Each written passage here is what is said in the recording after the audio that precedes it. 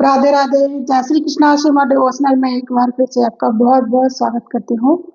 साथियों, अक्षय तृतीया वाले दिन हमें हमारे लड्डू गोपाल जी की सेवा किस तरह से करानी चाहिए, उनको स्नान कैसे कराएं, भोग कैसे लगाएं, चंदन सेवा कैसे करें, ये सब आप मेरी वीडियो में जानेंगे।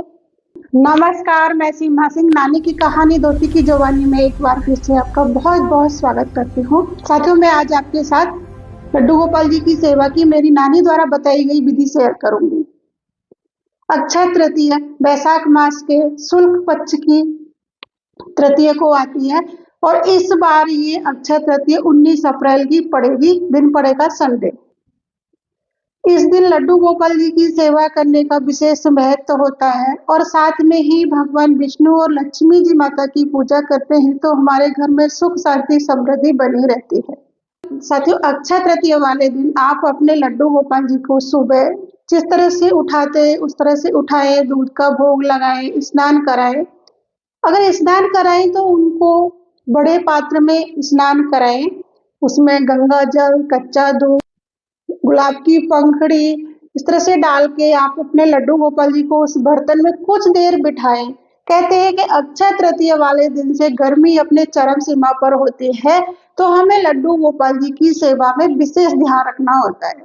अब स्नान कराने की बात देखो, आप अगर गृहस्थी में हैं तो आप लड्डू गोपाल जी का सुंदर सा श्रृंगार करें, उनको सुंदर से वस्त्र पहनाएं और चंदन लेके उनके चरणों पर चंदन जरूर लगाएं, मस्तक पर तिलक लगाएं। तो इस तरह से आप अपने लड्डू गोपाल जी की सेवा करें।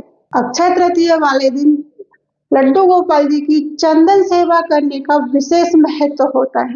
देखो साथियों, वृंदावन में तो हजारों लोग लड्डू गोपाल जी के चरण दर्शन के लिए खड़े होते हैं।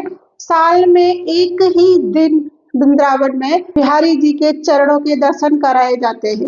तो उस दिन श्रद्धालु इतने देश विदेश से भी आते हैं हमारे बिहारी जी के दर्शन करने के लिए। और आपके घर में अगर छोटे से लड्डू गोपाल जी है तो आप उनके चरणों के दर्शन करके भी वो सौभाग्य प्राप्त कर सकते हैं।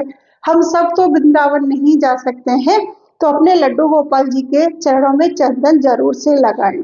कई बार ऐसा होता है कि गृहस्थ में बच्चे छोटे हैं, बुजुर्ग हैं, ज्यादा टाइम नहीं मिल रहा, तो इस तरह से आप अपने लड्डू गोपाल जी की सेवा करें।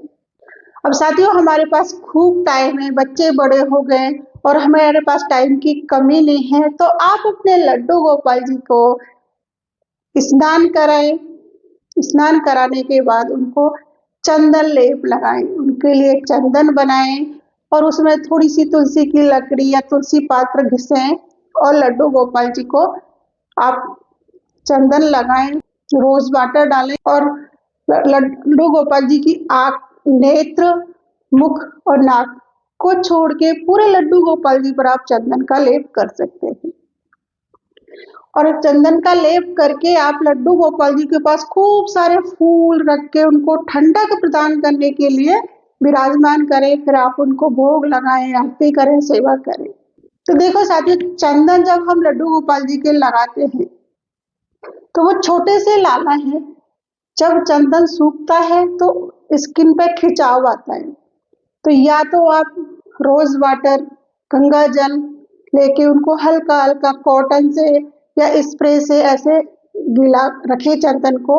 अगर आप ये काम नहीं करते हैं तो जैसे ही चंदन सूखने लगे आप लड्डू गोपाल जी के ऊपर से वो सारा चंदन हटा के एक बर्तन में रख लें। तो साथियों, उस चंदन का हमें क्या करना है, उस चंदन को आप अपने मस्तक पे धारण करें, बच्चों के मस्तक पे धारण करें। ऐसा करने से हमें सकारात्मक विचार आते हैं और हमारे घर से नेगेटिविटी दूर होती है।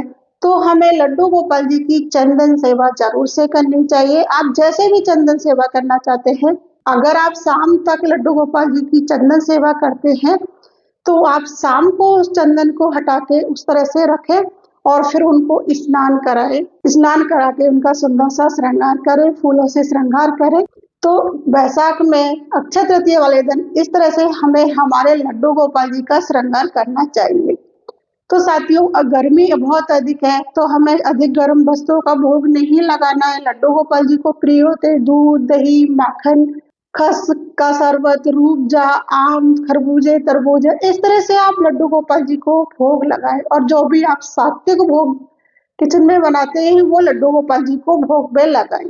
इस तरह से आप अपने लड्डू गोपाल जी की सेवा करें और साथ में भगवान विष्णु और लक्ष्मी जी माता जी की सेवा पूजा करना भी जरूरी होता है।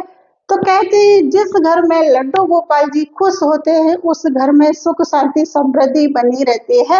तो साथियों आप भी अपने लड्डू गोपाल जी की अक्षय तृतीया वाले दिन अच्छे से सेवा करें मन से भाव से। तो साथियों आपको मेरा ये वीडियो कैसा लगा? अगर अच्छा लगा हो तो मेरे चैनल को लाइक करना, शेयर करना, सब्सक्राइब करना और कमेंट बॉक्स में मुझे जरूर से बताना कि आपको मेरा ये वीडियो कैसा लगा। अगर अच्छा लगा हो तो कमेंट बॉक्स में राधे राधे जय श्री कृष्णा जरूर से लिखना। मिलती हूँ नेक्स्ट कहानी में नेक्स्ट वीडियो के साथ। राधे राधे।